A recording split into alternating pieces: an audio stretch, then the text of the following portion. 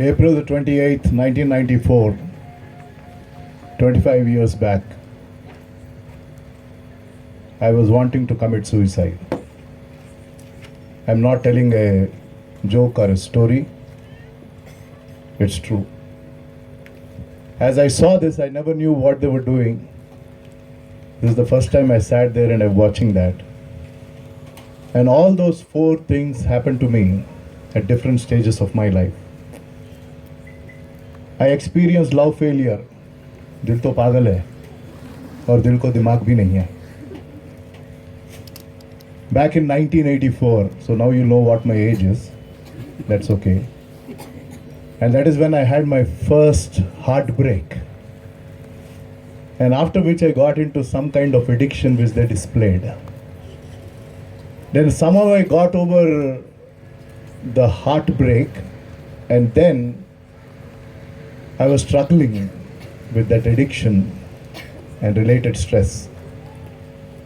And because of which I got into 4 lakh rupees debt back in the year 1992-93. And exactly April the 29th, 1994, beside my dad's dead body, he passed away with a heart attack because he was shattered since I was the eldest son. And then I had only 2 options. One is to end my life or to get better. And that is when true love visited me. And that's an experience. Somebody said, I don't know.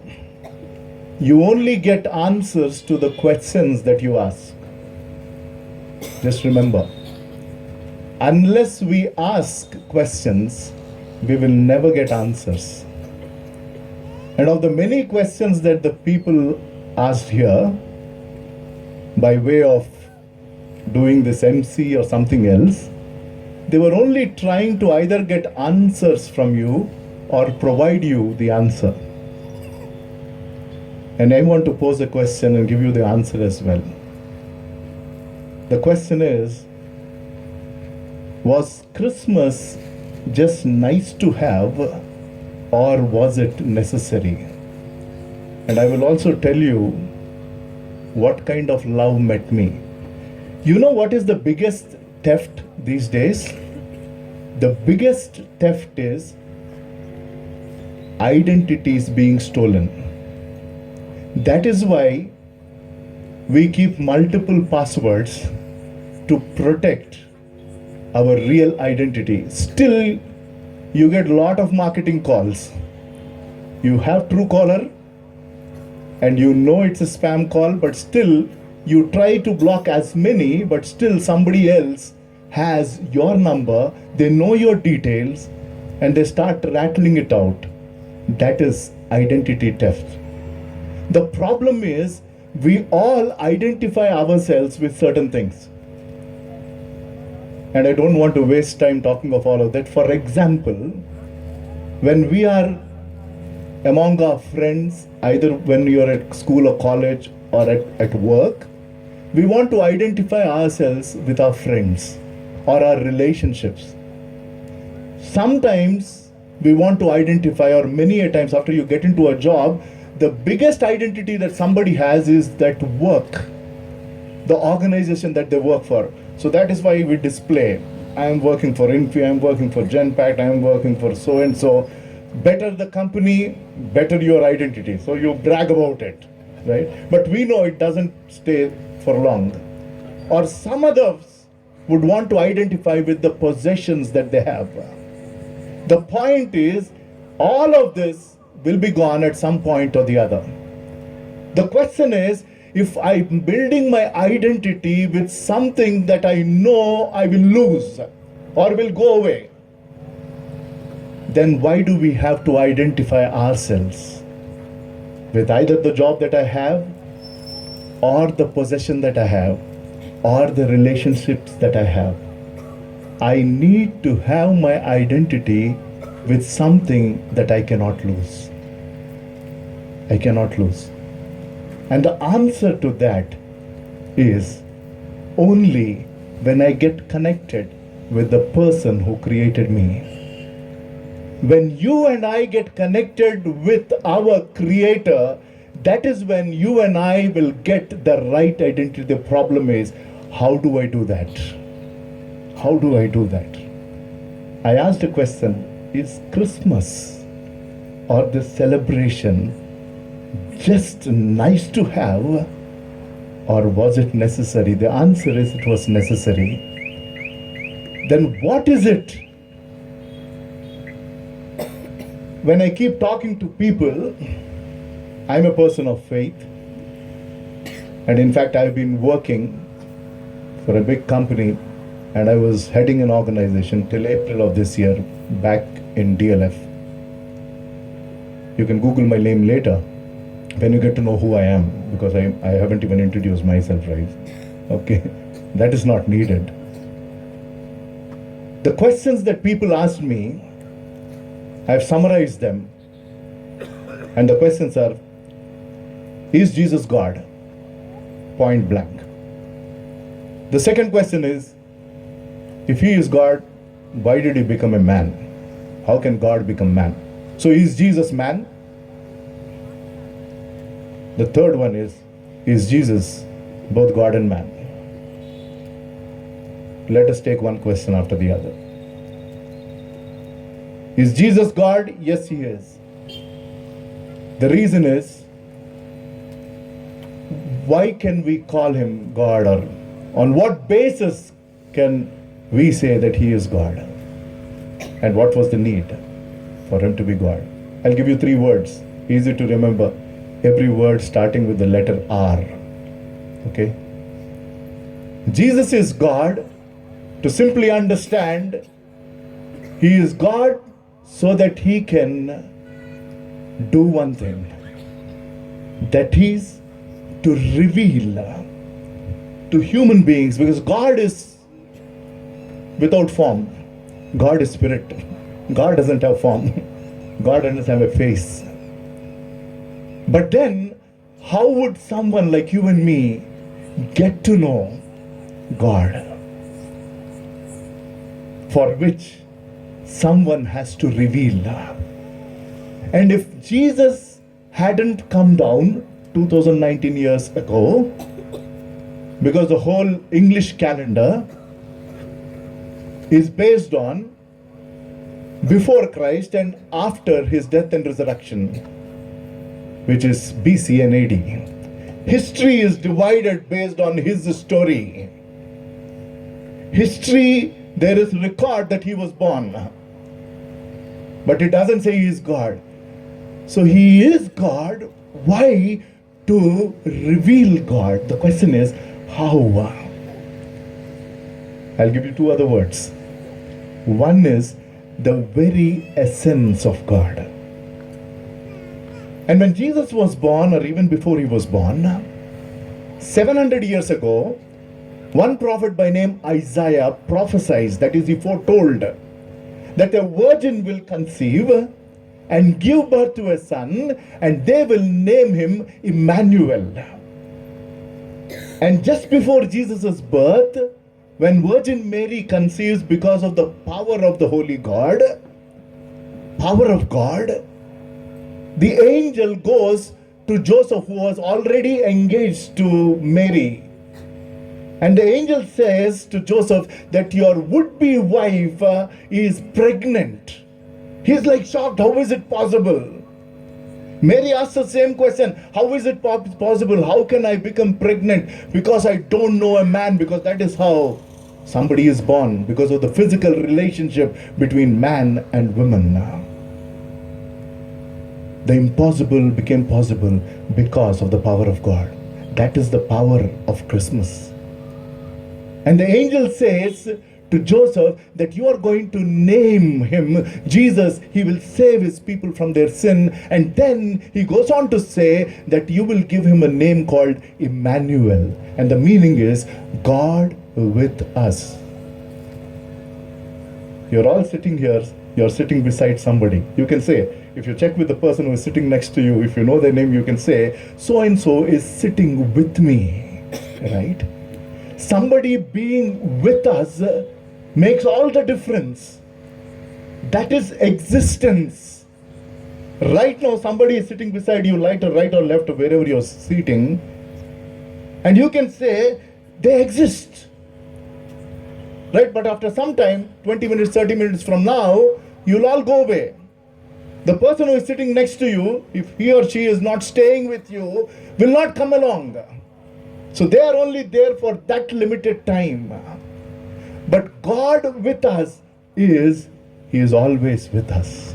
Because God doesn't have a beginning and an end. So Jesus is God because He came to reveal God. The very essence of who God is. And the very essence we can only know when He comes in the form that we are in. That is human form.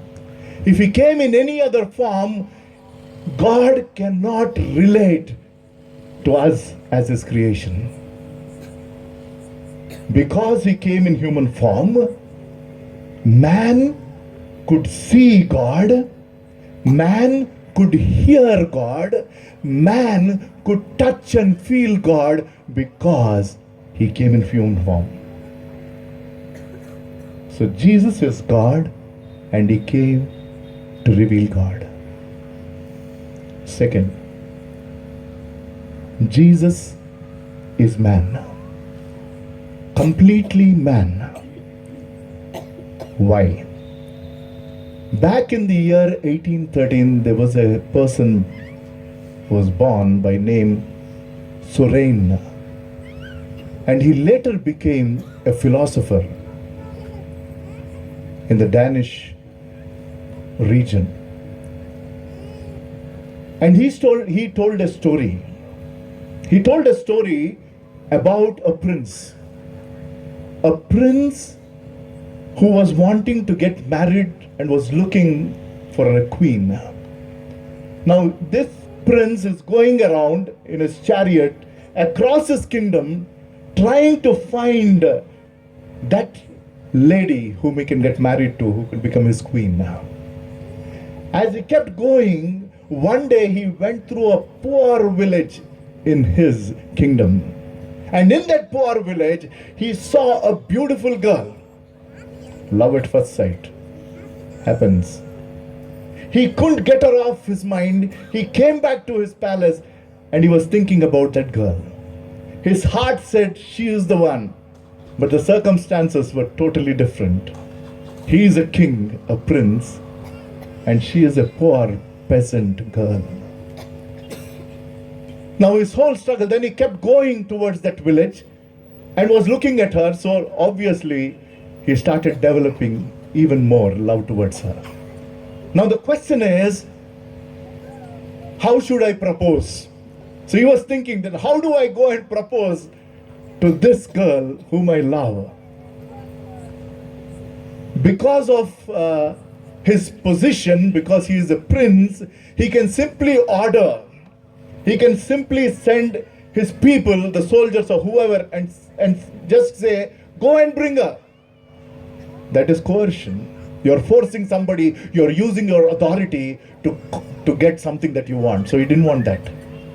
The next thought was, let me go with my entire group of soldiers and all of this, the wealth that I have, and then I'll go and propose. Then it will be overwhelming. It's because of all that I have, she'll probably say yes. He said, that's not right. And he did something that no prince did. He just let go. He came down because he wanted to spend time with that village people. He left his kingly robe. He gave up his position, everything, and then he became a part of that village. And he started to talk and learn their language, eat their food. And he kept meeting this girl. Over a period of time, that girl started loving this prince, not knowing he was the prince. And after she started loving him for who he is, That is when he got married and later revealed that he was the prince. Please remember, he loved her first. She didn't love him. He loved her when she was a peasant girl and he was a prince, but he gave up so that she can understand his love. God became man. Why? If he was God, he came to reveal. If he was man, he came to represent. No other form can represent God for mankind to see and understand. That talks, again I'll give you two words, that talks about his humility. It talks about his humanity.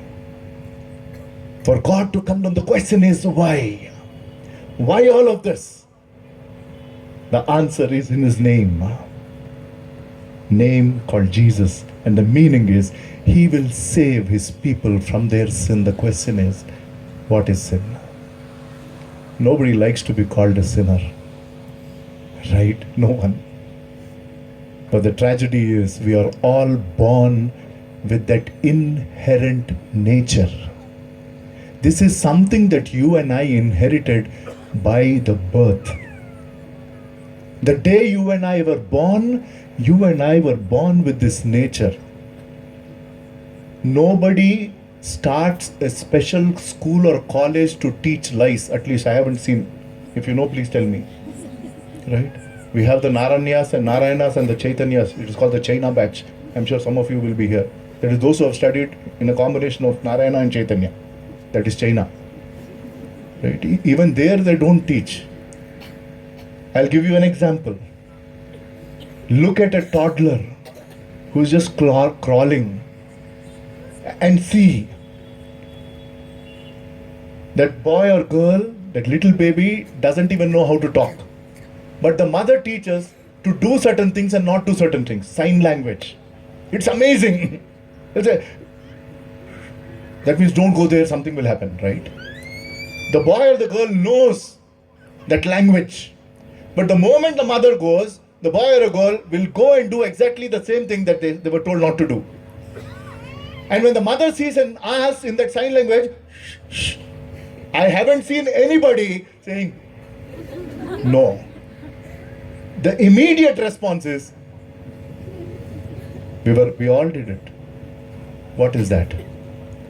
That is inherent sin. Inherent nature. Because I was born with that nature, I end up doing things which are not right. I end up saying things that are not right. It is not that I want to because of that nature. Now from where will we get remedy? There is something called imputed sin. Inherited is which is coming because of my birth. Imputed is that which belongs to me is put on somebody else. It is transferred. And let me tell you one fact, and then I'll quickly get to how can we say Jesus is both God and man. And with that I close. Give me 5 minutes.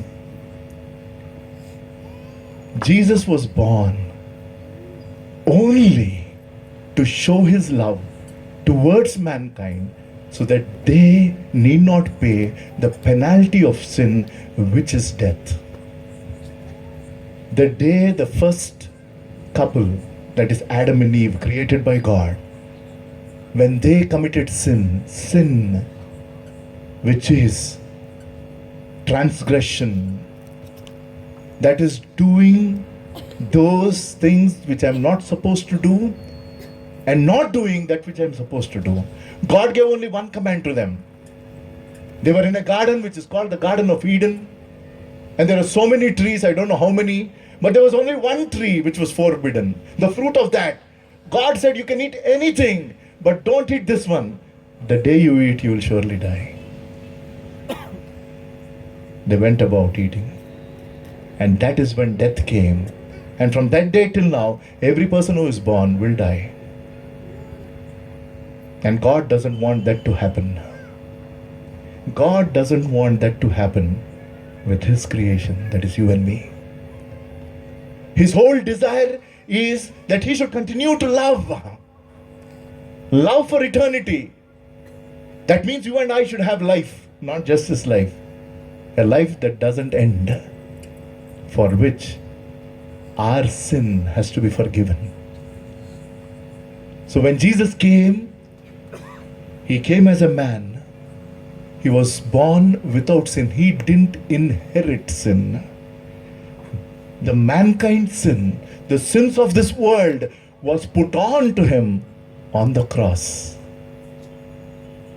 And he paid the price. And on the third day he rose again. That proves that he was God. There are so many people, great people who are born, but none of them can claim that they have died for the sins of mankind and they rose from the dead. Not one. Only he rose from the dead, having paid the penalty of sin. Third, how can he be completely God and completely man? What is that? The third word is reconciliation. As completely God, he revealed God. As completely man, he represented mankind. As completely God and completely man, he is God and man. He reconciled. Let me tell you a small thing. If there is a problem between two people, could be friends at work, they were very good friends, something happened, probably appraisal time, and one of them got exceeds rating, the other one was not even meets expectation.